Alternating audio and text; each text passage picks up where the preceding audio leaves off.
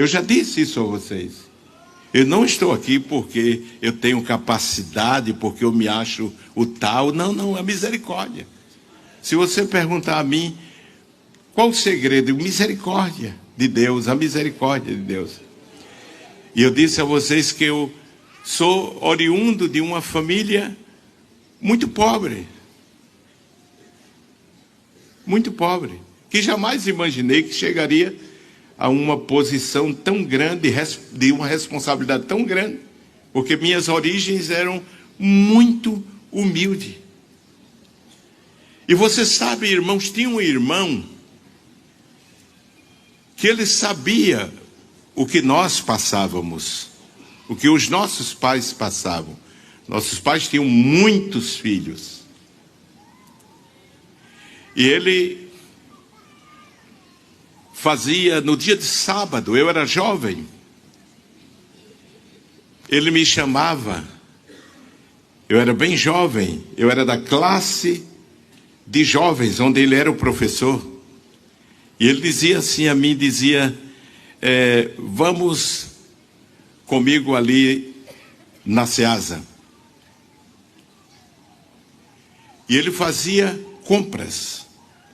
Era ele, a esposa e a mãe dele, a idosa mãe dele. Mas ele comprava de sobra. E quando ele chegava em casa, ele me chamava e mandava dividir a metade. Sabe, irmão? Dividir a metade. E ele pegava aquela metade, colocava numa sacola e dizia, leve para sua mãe. Todos os sábados ele fazia isso. Todos os sábados. Quando ele me chamava, eu já sabia que era isso. E o tempo passou. Eu cresci, me casei, tive filhos, fui ao campo missionário, retornei, não é? Fui pastor no interior, assumi, pela misericórdia, já disse, a presidência, e eu estou trabalhando aqui. E tinha um jovem que eu percebia que ele era um jovem de exemplo, um jovem crente, de testemunho. E eu sentia que ele tinha uma chamada para o ministério. Ele tinha uma chamada para o ministério. E eu me preocupava, porque eu dizia, esse jovem está ficando com a idade já, e não se casa. E eu procurei ele e disse assim, meu filho, por que você não se casa? Ele disse, pastor, eu não me caso porque eu não tenho condições. Eu não tenho condições. Eu disse, mas o que é que falta?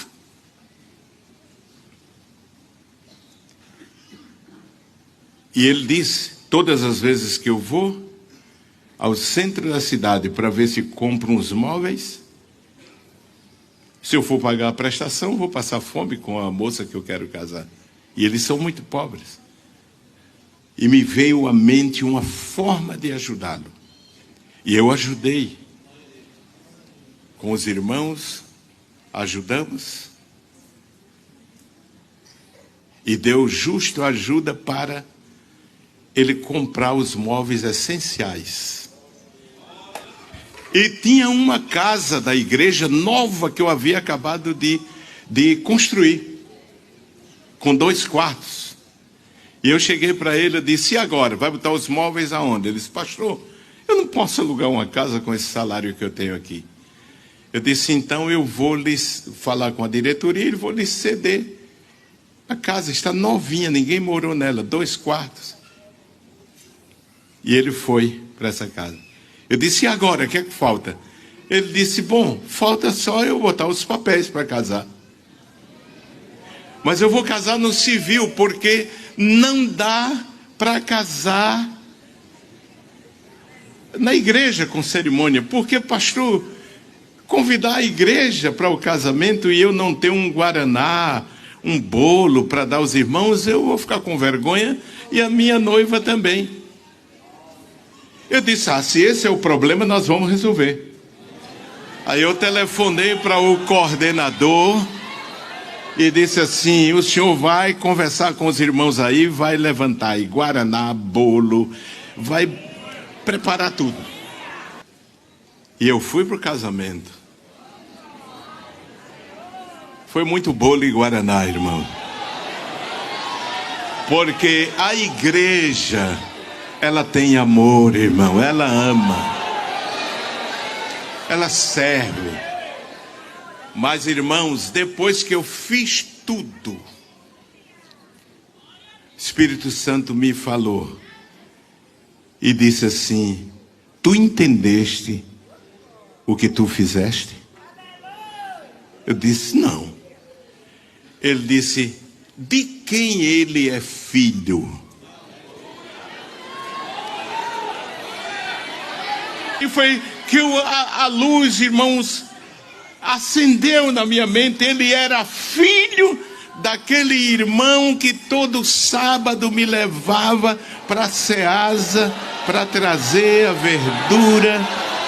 E Deus me disse, eu retribuí o que o seu pai te fez. O apóstolo disse, Deus não esquece. Deus não esquece.